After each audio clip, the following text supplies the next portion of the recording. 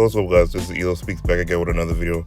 So I want to talk about the recent story that's going on right now with Dr. J. He's been in the media lately, voicing his opinion that's going on with the NBA right now. I think particularly last week he had made a comment about the Brooklyn Nets and Kevin Durant, and saying that the Brooklyn Nets are trying to buy a championship. I strongly disagree with that, but he's entitled to his opinion on that. And, sports medias around the league were giving their take on that situation. I didn't really, take nothing of it. I just think he was voicing his opinion. But particularly for this week, he voiced his opinion again when it came to the situation of, his two teams, his two all-time teams. And as you look at the picture right now, you can see the two all-time teams. He has Oscar Robertson, he has Jerry West, he has Bill Russell, Wilt Chamberlain, he has Elgin Baylor, and so on and so forth.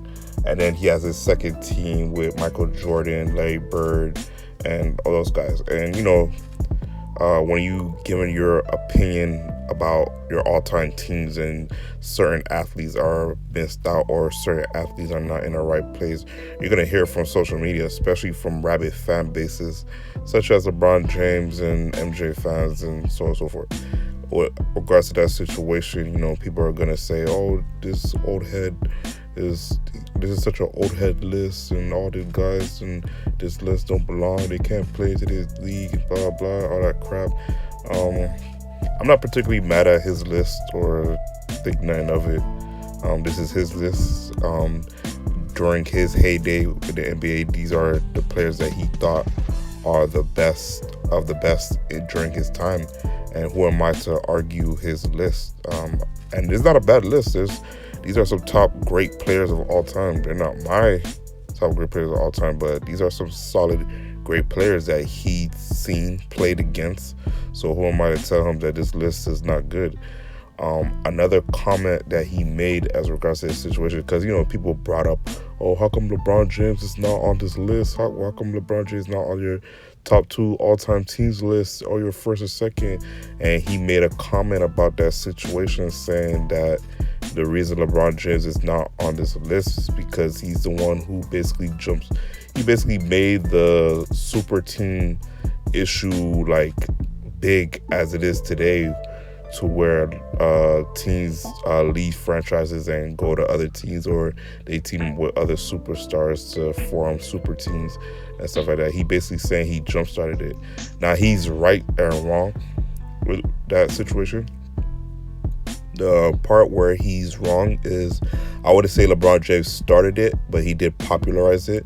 The Boston Celtics are the ones who really started the, I guess you could say, super team era from the late 2000s into the 2010s. But LeBron James put it on full blast when he did that move, going to Miami and forming the big three with Chris Bosh and Dwayne Wade, and that's where it just went off the rails to that point off. So then, because of that, we had super teams such as the Miami Heat, the Cleveland Cavaliers, the Golden State Warriors, the Brooklyn Nets, teams like that, where they form these super teams. All-star teammates go on one team to try to win a championship, and for the most part it works. Sometimes it doesn't, but I can't disagree with him on that type of thing. And he feels as though doing that should cut into the legacy of that particular player, such as LeBron James.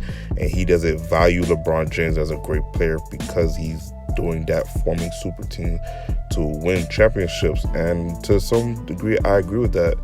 LeBron James has formed super teams from 2010 onward and always stacked the deck in his favor to try to win championships. And that takes a part into your legacy, and I can't argue against that. It does.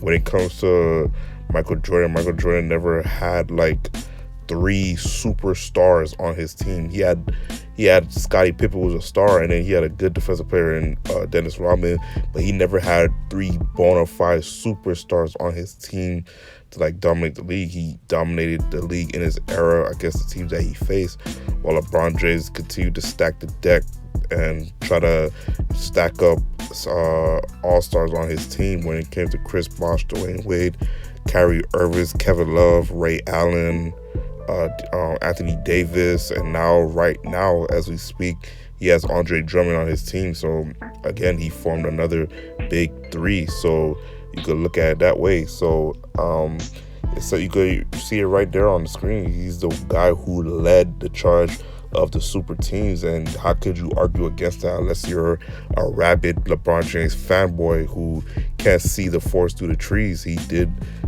start it, and he did lead the charge on it.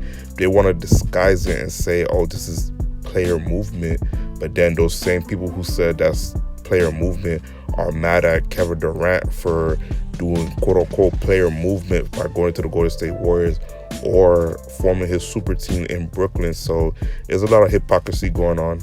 I agree and disagree with Dr. J as regards to his list, but I agree with his comments on regards to LeBron James and him leading the charge against making super teams a prominent thing in the NBA right now. So I don't see a problem with it.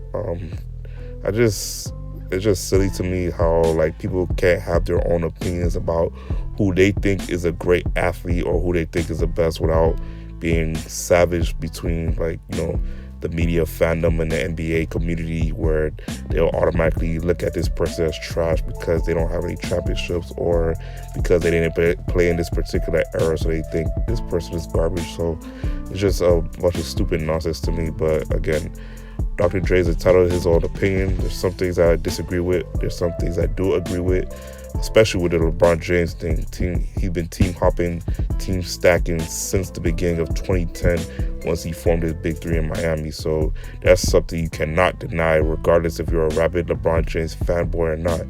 So those are my thoughts and opinions on the matter. Let me know yours down in the comment section down below. This is EO Speaks, out.